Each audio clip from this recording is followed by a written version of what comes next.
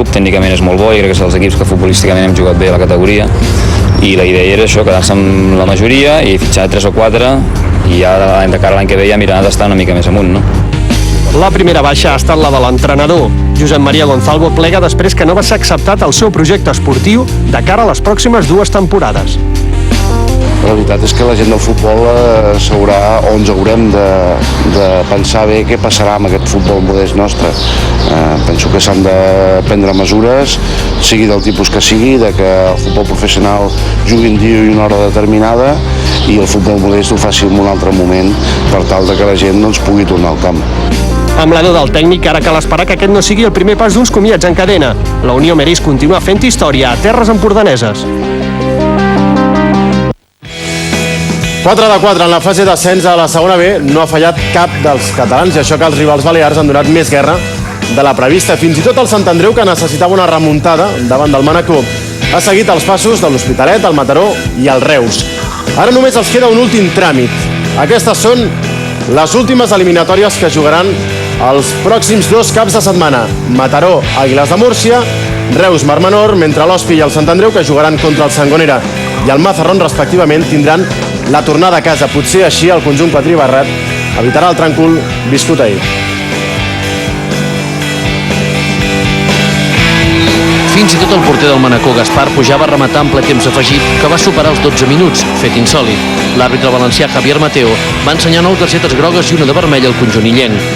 La muralla defensiva que els jugadors del Sant Andreu van muntar davant de la seva porteria va donar el resultat desitjat.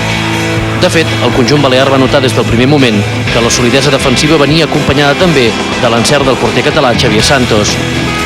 2 jugades a pilota parada van fer possible la remuntada de l'equip de Chechu Soldevila. En el minut 7 de la represa, Àlex Villanueva va caçar dins de l'àrea petita una pilota que havia refusat sota pals un defensa.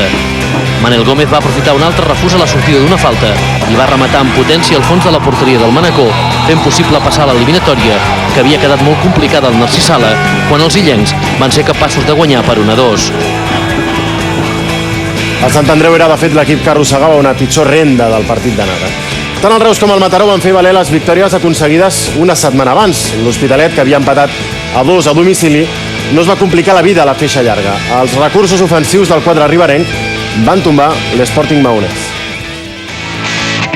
Xavi Roca posa la pilota a l'àrea, Paco Valera lluita amb Moreiras, qui és qui la toca i habilita la posició de Toni Mora, que dribla Fèlix i bat per primer cop la porteria de l'Sporting Maonès. L'Hospitalet va fer uns primers 35 minuts esplèndids. Dani Cobo, que ja en va fer 2 a Maó, va repetir a casa.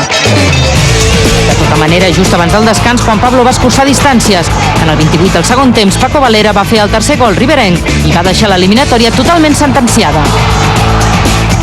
A vegades hem tingut partits que de 6 n'han fet 3 i avui jo penso que he tingut 12 o 13 ocasions i no s'han finalitzat, no?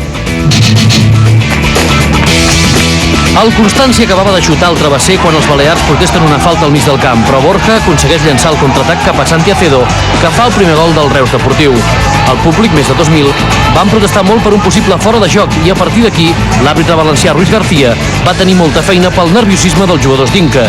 Però no li va tremolar el xiulet per assenyalar un clar penal per mans d'Adrián, que Chando va transformar en gol en el minut 37 de la primera part. Només començar el segon temps, Roberto va parar un penal a Kiko i els jugadors del Constància van perdre totalment el nord i amb les seves entrades dures van acabar amb només 8 jugadors al camp.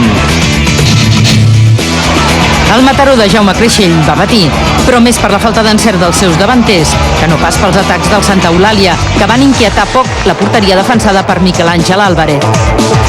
Ahir no va ser el dia d'Àngel i companyia, però el gol a Eivissa de Quico Rimbles va ser suficient per poder continuar aspirant a l'ascens.